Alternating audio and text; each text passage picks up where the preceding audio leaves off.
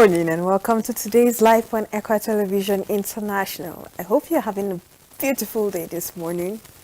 Well, we are, and that's why we are here in the studios with another interesting topic. As usual, it's today's life, so we need to discuss about today's life, right? As usual, again, I'm still on the set with Joyce Jakarta. My pleasure. Good morning. We're fine. So I'm actually thinking that See, I somebody here got the memo. Like, it's not really about how would I do?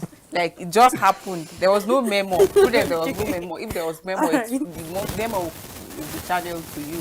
But the fact that I just came to work and then I just noticed that, that we are all looking good. Yeah. So. We are looking good. Kai, And it feels... I should have checked if I had any other top in the office to change. But no problem. No problem. The show has to go on. Let's just continue. So, as I mentioned, we're going to be discussing something interesting, very interesting, because I think that it's one of the things that is really affecting a whole lot of a larger number of the society, and that is interest. What is your interest? Where does your interest lie? Is it love or lust? Love or lust, and it's really, really affecting a whole lot of people. You find that some people jump into a relationship and they can't find whether they actually love their partner or they're just lusting after the partner, and at the end of the day, you just find that the relationship crashed. Maybe because it wasn't love in the first place. So that's what I want us to do justice to today. Let's give people a way out so that you would know which one is the best to follow and which one you should down in its true essence. Love and lust. I think I should see first and foremost because as a young person, like, let me sip my tea. Even though the weather is cold, it's just today, but we're keeping warm. Normally, she normally attacked me. She would say, well,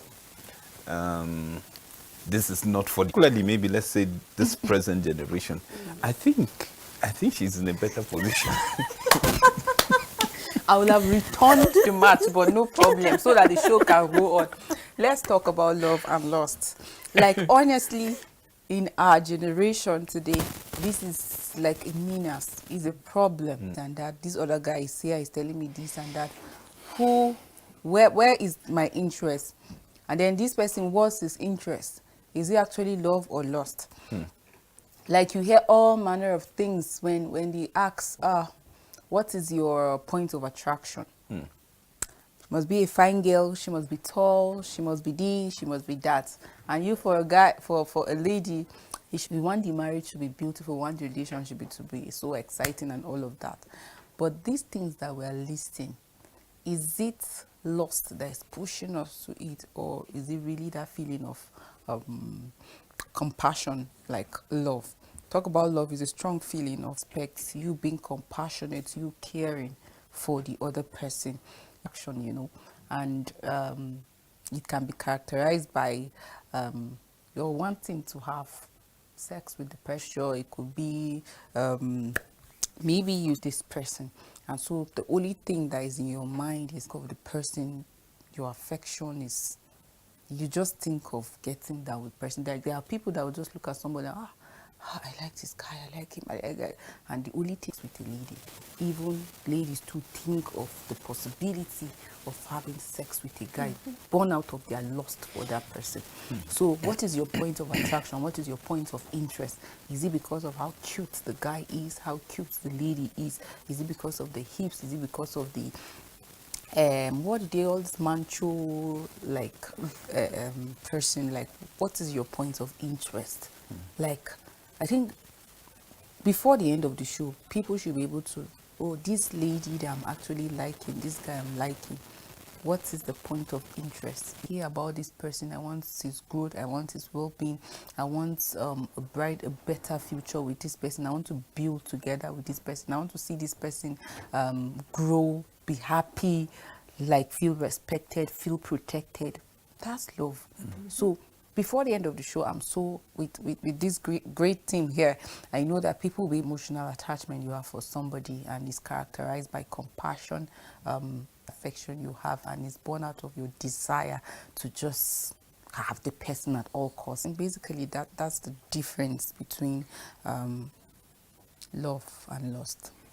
Yeah, and to add up to what you said, in summary, it can just be love is something that is born from God, True. you know, and then lust, something that is coming from the pit of hell, born from the devil. Because, like you rightly said, once you love person, you know, there's this compassion, there's this desire, you know, to see that person mentally, physically, spiritually, the person is okay.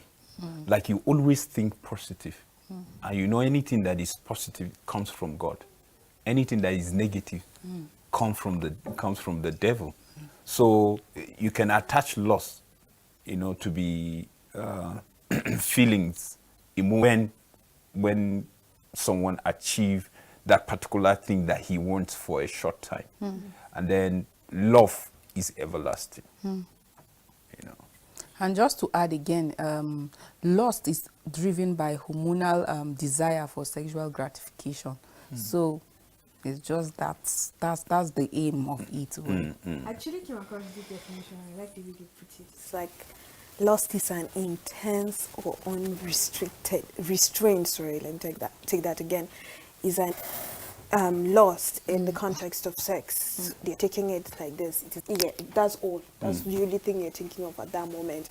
But then somebody else went further to say that lust is a craving for something. So it doesn't necessarily have to do with sex per se, but it could also be money, other material possession. And we see that in play, GRE zone, and then it ghetto zone in one area. That's how I like to describe the area, because you when you're passing this place, you're seeing, oh, these big houses are beautiful. The people coming out with cars and all that. And then you just take this turn, and you don't even have a third road to that axis, and so you find people with, I would like to say, it's not up to, the standard is not up to par, not what the society is asking for. And then you begin to think that nothing is going to come out from somebody who is there to come and meet you. Okay, so for instance, that person comes and says, oh, I see you, I like the way you move, I like you, and I think I want to be in a relationship with you. And you're not even considering that person because that person doesn't have the cash or the cool, or what you're expecting, the person doesn't have it, so you say no. And then you look at somebody else who just comes, and probably the only thing that's going on in his head, that's from the other end of the road, and probably the only thing that's coming to his head is like, oh, I see this girl, she looks beautiful, I love her shape, love her figure, I think I want to have that. And then you automatically say yes to that person, because the person is going to give you, I'm talking from my own stand as a lady, so probably thinking, oh, this person is going to give me the money I need for my hair, or the money I need for something, and so you're attracted to this person because this person has money. And that's also part of lust, because at that moment you're not in love with that person, rather you're just after the person for the money. That's lust. That's an overwhelming craving for something. You just want something. You want the person to just fulfill your desires, and that's I think that's where a whole lot of us are getting it wrong. And so I want us to establish that right now. I want us to establish how exactly, like just like as I have given an illustration right now, how exactly a whole lot of the population have gotten it wrong and are leaning towards lust rather than love. You see, you mentioned overwhelming, craving for could be money. Like the other definition, went ahead, not just to say sex, but it could just be money. Remember I said anything that is negative, is coming from the devil. Because I so much believe that you can have an overwhelming love for something that is genuine and know deep about God. I can be so in loving someone genuinely. That's when you hear people saying, she just him. You get the point, because they begin to see you doing things that are not normal, that ordinarily maybe they will say men should not do. Maybe going to an extent of going to the market for her, washing clothes, washing plates, sweeping. It could just be love. There's this understanding, that the flow of the love, you don't see anything wrong, because you just see it as it's part of something that you need to do to complement each other. You can be soaked in that. But some people will see you as somebody who doesn't know his right, somebody who probably, he's been charmed or something. That's how they target. But it depends. You understand? And when you talk about the issue of lust, it can be for money. That's shape. The way she smiles, the way she walks, and he just feel he's just craving for her, just to take her to bed. But like we said, it doesn't just start by just seeing her and then the way she laughs, the way she walks, the way she's being shaped, and it ends there, right? After that, yes, the person can see the lady, and then from men's perspective, and then straight, that's what goes to his mind. Is either he's single or he's married. And that's what he's thinking. The next thing is to advance and begin a conversation. Okay, once the conversation starts, now the person will not tell you this is exactly what you are made of. By establishing the conversation and then you responding, that's when he'll begin to tell you all sorts of lies. Because from day one, what is in his mind is that negativity of wanting to just have the lady. Some, they don't care.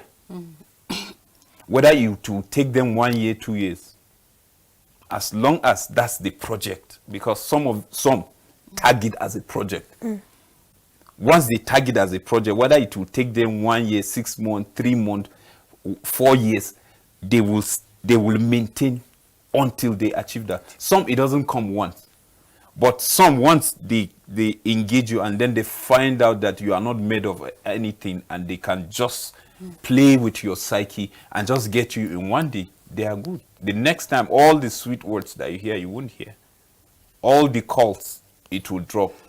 Later, he's thinking of another person with the same kind of shape or a different kind of attraction to him, or maybe she speaks good English, she walks well, and the rest. And that's how, they keep moving from woman that I want to always wake up and then see in my house. Let me engage and see if there's possibility of something that will come out. That's when you hear somebody is thinking of marriage first in his mind. How can I walk this 10,000 naira, my this and that and that and that and that, and he's coming, and she drops him, not knowing that already God has the cream that I'm thinking.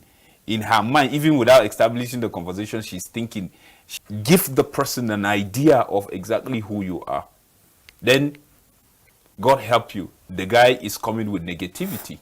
So he will use that as a yardstick to get through you. If it's money that you want, he will give you the money. And at the end of the day, achieve his purpose and then leave. At the time you are thinking, the flow of the cash that you pour your mind to, it will cease. The next thing, you're thinking of another person that has money, and then you're thinking. So before you know it, you see that the life is jumping from this person to this person, trying to meet up your need. because what you are thinking, you are not even positive of thinking one day you will settle, one day this is the life you want to live, this is how you want to raise a family, and then so on and so forth. So you see, anything that comes with negativity attached to it is a repercussion, and always the end is not always good. Well, you asked the question, why do we have, like, where are we getting it wrong? Just to solve it up, because like we live in a time where almost everything you see is like it's born out of lust, and no wonder the rate of divorce, no wonder the rate of broken relationships, and no wonder the rate of jumping from one relationship to the other. We've established lust is just all about satisfying the physical need, and it could be lust, it could be sexual, it could also be maybe material thing. It's not necessarily it's not ultimately just sexual gratification. It could be lust for material things, like you gave example of money, and beyond money it could be like material things in general. And evidently today you see it in our world and amongst our generation. So the question, how did we get there? One is lack of knowledge of God. Two is unhealthy competition. And that is why our interest is geared toward lust most of the time. You ask a young lady, what kind of man would you want as a husband? And the person will start listing things for you. And when you look at it, ultimately it's towards the material things. Like, he has to be wealthy. He must have 2 houses, 5 cars, all of that. Somebody say all these things you're listing, that does your father have it? How do you expect something from another son of man that your own father cannot provide for you and all of that? It's not wrong to desire good things, but then let it not be like the Bible will say, seek first the kingdom of God, every other thing will be added unto you. So those desires that we have for the things should not overshadow our knowledge for God and God's intention for that relationship or that marriage. Now, like I said earlier on, the rate of divorce that we are having, you can liken it to marriage on the basis of lust. Like, I've seen so many people that will tell you, Omo, take your time, this marriage is not the way we are seeing it. Why? Because they went with an expectation, and then it wasn't what is obtainable, and now they're advising people out there, it's not it, or you start hearing talks like, if it's not working, me, I'll just go, like that. So someone was saying, you think it's all about waking up in the morning, frying egg, eating in the afternoon, eat shawarma, in the night you take some juice and all of that. No, it's beyond that. So, but people have built their interest on these material things, and that is why when they don't see it, they cut out from the relationship. And like, guys also come to you because they know that what you don't want to hear. I think another difference between love and lust is the fact that love is built truth. Lust is on lies, deception. So they know that when they tell you the truth, you will not accept them. So they come in the form of lie, tell you so many pleasant things about themselves, and that is not true. But that's just to get you, and you accept them. Because you already have, like, you have a long list of the kind of man you want, and he knows that when he comes in his true nature, you will not accept him. So him too will now play into your part. And you know how some of them can be so cunning, they will not even tell you that they are here to date you. They become friends with you, and they keep asking you questions. What kind of man do you want? You're busy mentioning it, and he's strategizing how he can key into those things. Start living it and pretending. Like, I've given a story about a young man that he had to go and join the baptism class and choir because he liked that girl. But of course, like you said, the end of it is usually not good for that person that deceived the other one. So some people will just be asking, so what do you want in a man? I'm careful with such guys, Sha.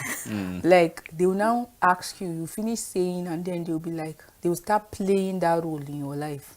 So that when they just ask you out, you just accept, and that becomes the ground. So for every relationship, from the beginning, there's an interest. There's an attraction. Nobody just starts a relationship like that. Something like there was a point of interest. But what we are really focusing on, what is it, love or is it actually lust? Some people have argued over the fact that it can start from lust and then turn to Graduate. love. You get? But if it's not genuine, it will still go back to the lust. At the end of the day, it will still like break. So personally, I've had relationships that, if you ask me, I would say it was maybe built on lust, because if it was really genuine, if it was truthful, like I define love to be truth, then there wouldn't be reasons for anything to break.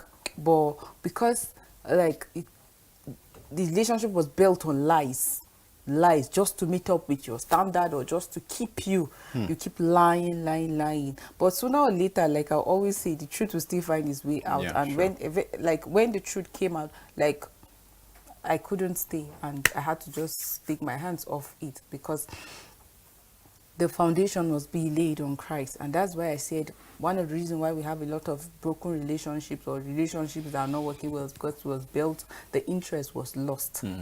So you went into the relationship, and because there are things you're looking out for, you want to get from the person, and eventually you're not getting that thing, you don't want to stay again.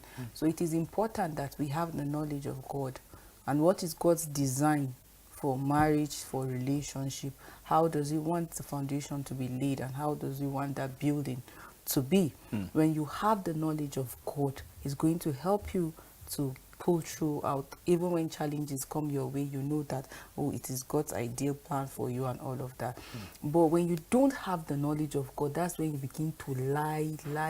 You're being dishonest.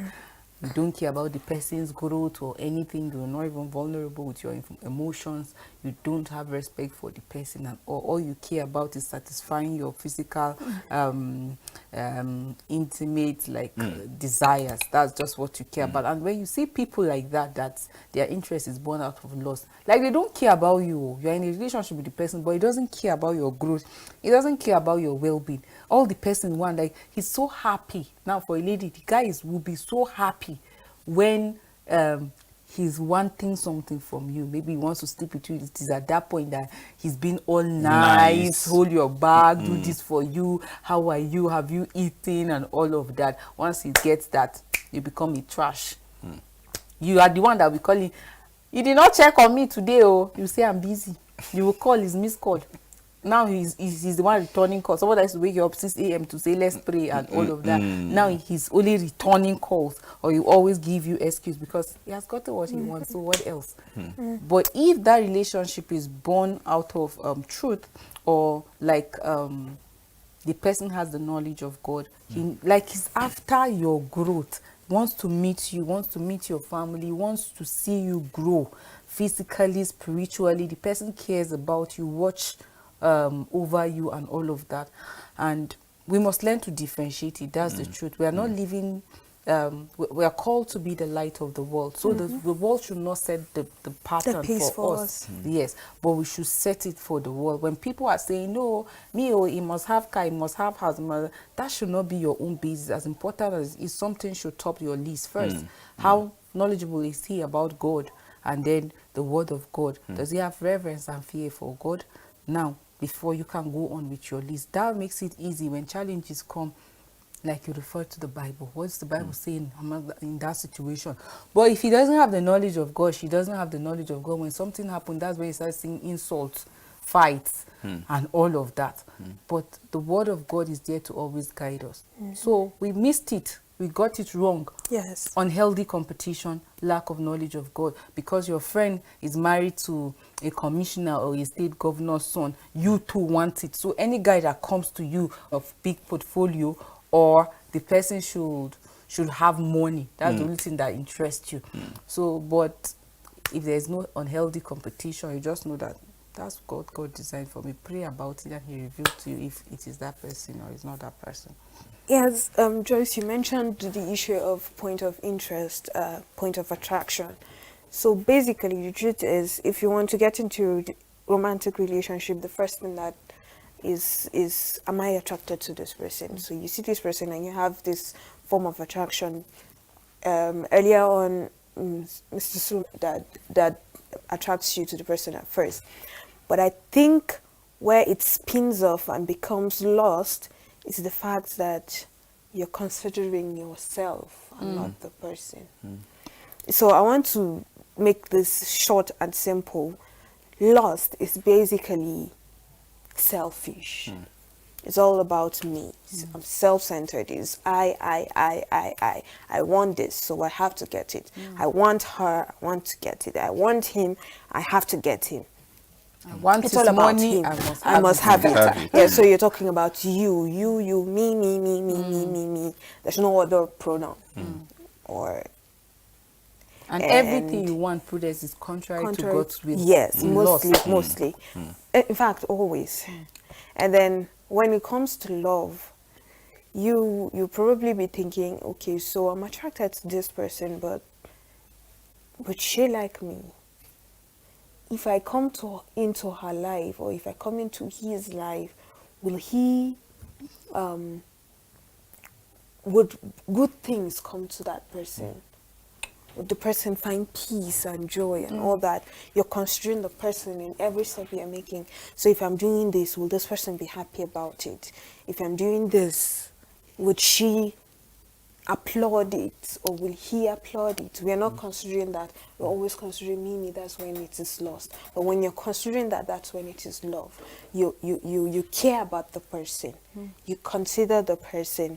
You care about the person's well-being. You have compassion for that person, and you can sacrifice for that person. That's where love, that's the essence, the true essence of love. And as Joyce has established it, we have lost it because we center, most times we center a point of interest in what we desire rather than the desires of God. That's what you were saying when you said we don't know God, and so that's why we are having this issue. So the point, when we're talking about interest, love or loss, the truth of the matter is that a whole lot of us in this century, in today's life, where you see high rate of breaks in relationship, divorces. I just heard about one yesterday and it was hardening. You just see families are breaking. And when these families are breaking, they're not even considering the children that are going to suffer the repercussions, because there was no love in the first place. It was just all about loss and loss and loss. And so You see, the Bible warns us that we should not conform to the pattern of the world, right? And if you look at it, the pattern of the world is all about negativity. You know, the world is trying to justify everything that God says he doesn't want, that maybe God didn't see it, didn't think it right when he said that. That is why you find that so many things now people are justifying. And then you find people, philosophers, people that are, let me say, people that can articulate, people that can speak well, people that can write well. You know, write all sorts of things, you know, just to convince people to put it in a different way, that people will just see it and just be okay with it. That is why they are talking about this generation now is talking about the new normal. The new normal, which they will wake up and tell you that women equality. You understand? They will tell you that you don't need to marry to have a child. They will tell you that you don't need to marry to satisfy yourself. You know, you can just see somebody and then walk to him and just say, can we just? And it's happening. You know, maybe it's not happening here, or we are not seeing it. But in some places, you know, these things are happening. Some people don't even see the issue of sex now that you are talking like it's a serious issue. Because, yes, they don't see it like that. Because they just feel it's something that with something that God has created for you to have it. So why must you go through all this stress and say you must marry before? What if you decide that you are not going to marry? You understand? So people will make you feel that is last day. People will go with what suits them to satisfy this flesh, they can go out there to do whatever they feel it's okay for them to satisfy this flesh. And you know, the desire of the flesh is things that doesn't last. You know, it's temporal. That's why you see issue of fashion today, this one coming today, and then you are craving for it, you are going all out, you even new thing is coming. And then you get confused. Where is BlackBerry today? But BlackBerry have taken some people to the pattern of the world. So we are now not contented with what God has given us. People will try to tell you, even when you are contented, now people see smartness, that you can cut your corners. They see you as smartness, not cheating. Even when people cheat, they make you look as cheating, like it's not cheating, it's smartness. And for God to put that smartness in your brain, because he's the one that puts it there. So if God knows that it's wrong, why will he put it there? They will give you that impression that God gave you that to use it. So you are using your smartness in the right way. So you see that people are just being carried away with things. We leave the path, the way of the Lord, like you said. You know, we drill, we are following. But we should not forget that the Bible have warned us about this, that at the end times, this is how people will live. People will be selfish. If you talk about selfishness, that's when someone is looking, everything is about him. Everything is about him. Like when you come to the man, and he always wants the girl, like you rightly said, is when he wants something, and then just of a sudden he starts checking on you. Just of a sudden he will start to be nice, you know, and all not. And then sometimes we are not just careful and being sensitive. And the issue is that when you soak yourself with the word of God, it's easy for you to discern. You know, there are people that even know that relationship is built on lust, but they don't care. Like they know that, especially for guys, a girl admits to loving you or comes to you, accepts you, and you know that it's because of your money. I've heard, like, you hear men or guys say, it's because of the money now. And they are aware of that. And see, any relationship you build on loss, it leads to destruction. Yeah, Disrespect. I was actually going to establish that, given the illustration of Amnon from the Bible. Like, he literally fell sick, and his friends were like, "What's wrong with you? Something is wrong." And he says, he's really in love with his sister. The right thing to do at that generation, at that time period, was that if he really did love her, is to approach his father and say, "Okay, so father, I've seen this, I've seen my sister like this, and I look at her, I love her, I think we should get married." That's the right thing he was supposed to do. Rather, Amnon said, "No, let me follow my friend's advice, who says, It's a way to go. bring her to your room, sleep with her." So at that point, Amnon was driven by lust. But see what happened after Amnon had his way with her. He hated her. He hated her more than he ever loved her. So that's one thing about lust.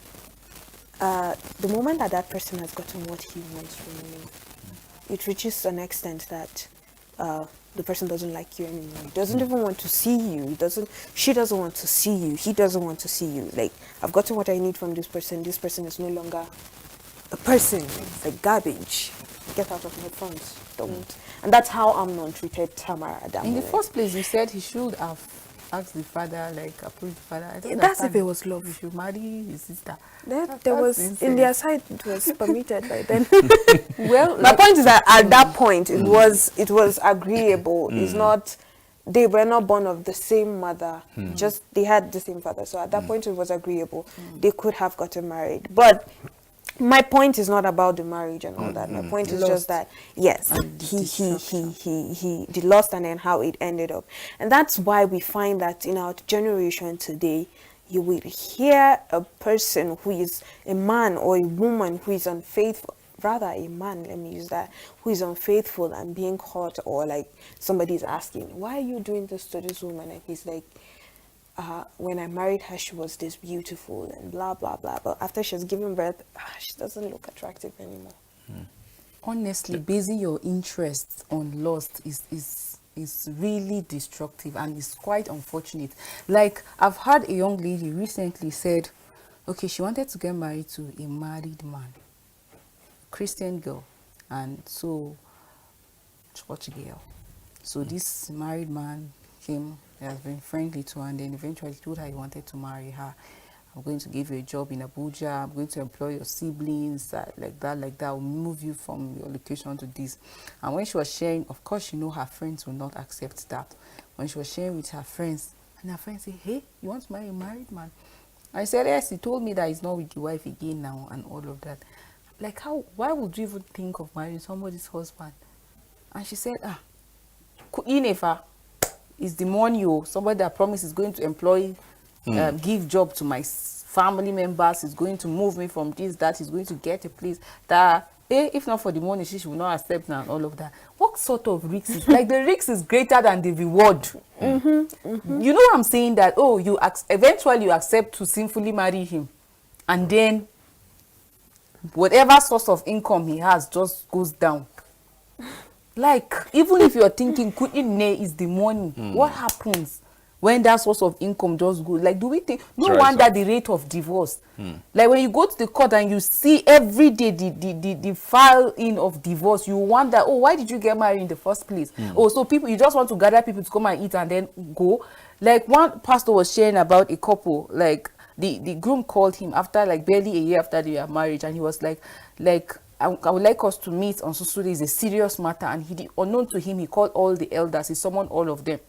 And when he thought it was like a personal conversation. When he got to church, he saw almost all the elders, and they were like, why are we here? Nobody knows, but it's this person that said I should come. So when he got to the church, he said, see, this marriage that I did, like, I want to end it.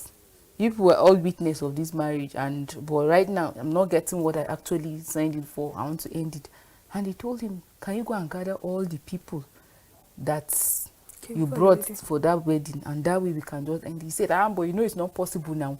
Like, it's not possible. Some of them have died and some are like that. He said, since it's not possible, that's how breaking that marriage is not possible. Like, they found a way of just encouraging him. That's just on the side. But why would you get married for some kind of worldly reason or personal interest? What if that thing goes? Like, you talk about, her body shape is this and that, and then she gets pregnant and the body change. You just hate person and start cheating.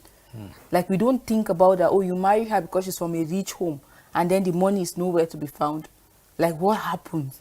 So I think we should base our interest on love, rather than on truth, on respect, on vulnerability of even our emotion, that you're not hiding anything. Yes. From anybody. Like, this is who you are. This is what attracted you to the person, and this is how far you want to go with the person. Can you stop thinking of yourself and what you will get out of that relationship and start thinking of the other person? Am I even making impact in your present relationship right now? Some people don't know that the relationship they engage themselves is born out of loss. They don't even know. But you're always, the fact that you're always thinking of you, he did not come in today, he did not give me money today, he did not do this, he did not do this, she did not do this, she did not do that. Can you start thinking, what am I putting in? What effort am I? Since the day I started a relationship with this person, how improved is the person? Spiritually, physically, whatsoever. What impact am I making in his life? What impact is she making in my life? Like, you should start thinking of that beyond this, your selfish interest. Give me this, give me that, give me this, do for me this, do for my family this. Start thinking of you too, your impact, whether you're a guy or you're a girl. There are people that feel, it's the guy's responsibility. Once I say yes to you, so everything about me, you should take care of it. Pay my school fees, pay my siblings' school fees, pay my father's house rent. Do everything for you. I think that they are deluding themselves. You get. So what impact are you also making in that other person's life? I think that's what love should be all about. Caring for the other person. And that's why I want to say this. I think the thing is that we need to begin to look at each other. So you see this person and you want to be in a relationship with this person. The first thing that you should look out for in your head, please let it ring in your head, is that person is an image bearer of God. When you look at human beings, fellow human beings, as image bearers of God, that's the image of God. Because God created each and every one of us in his own image, male and female. So regardless the gender of the person, when you look at people, and first thing you say, Ruth, Ruth is the image of God. So if I'm going to get into a relationship with Ruth, I know that I'm getting into a relationship with, yes, the same image that I'm bearing. So I should respect that person and his choices.